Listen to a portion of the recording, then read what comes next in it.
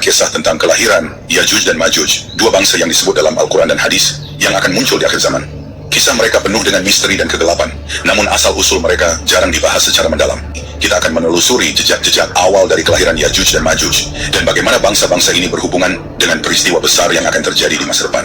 Sahabat umat muslim, Nabi Nuh alaihissalam adalah seorang nabi yang dikenal memiliki usia yang sangat panjang, mencapai 950 tahun.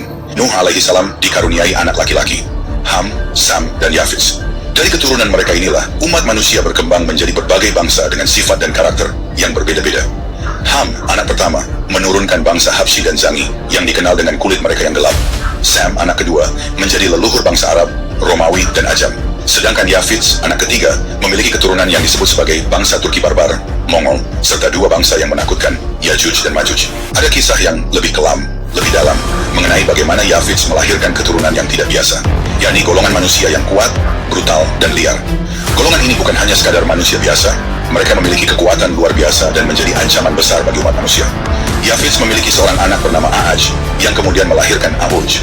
Dari Auj lahirlah Unuk, sosok yang disebut-sebut sebagai manusia raksasa, makhluk besar dengan ukuran tubuh yang jauh melampaui manusia biasa. Menurut riwayat, Unuk dikenal sebagai seorang yang sangat kuat, bahkan mampu berjalan melintasi benua hanya dengan beberapa langkah. Dia bisa menyentuh langit dengan tangannya dan mencabut pohon terbesar di Mesir hanya dengan satu gerakan tangan.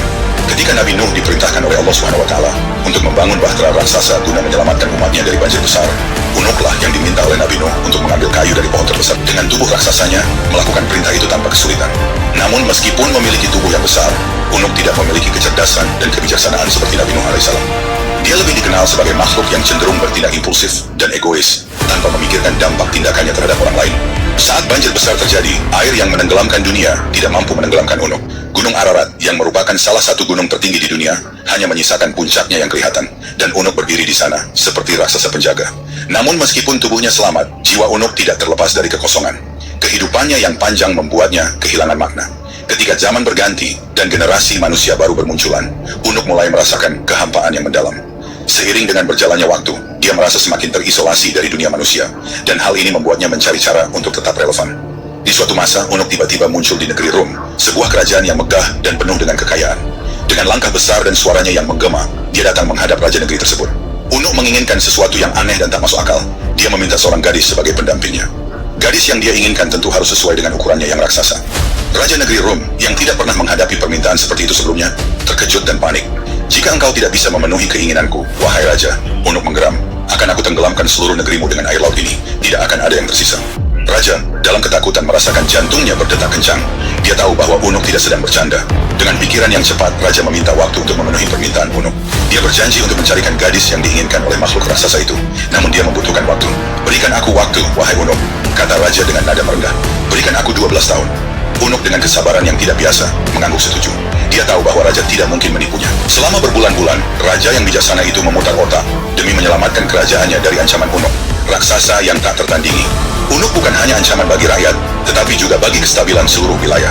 Sebuah rencana besar mulai dijalankan, membuat patung raksasa yang menyerupai gadis cantik untuk memuaskan hasrat Unuk.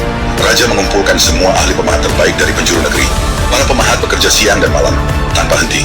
Di dalam patung itu, perutnya dikorek dengan hati-hati dan diisi dengan daging mentah. Raja mengirimkan pesan kepada Unuk bahwa gadis yang diinginkannya telah ditemukan. Bagaikan angin badai, Unuk datang melangkah ke arah patung tersebut. Dengan tubuh raksasanya yang menggetarkan tanah setiap kali kakinya menyentuh bumi. Tubuhnya yang raksasa mendekati patung itu, dan tanpa ragu ia menyalurkan hasratnya.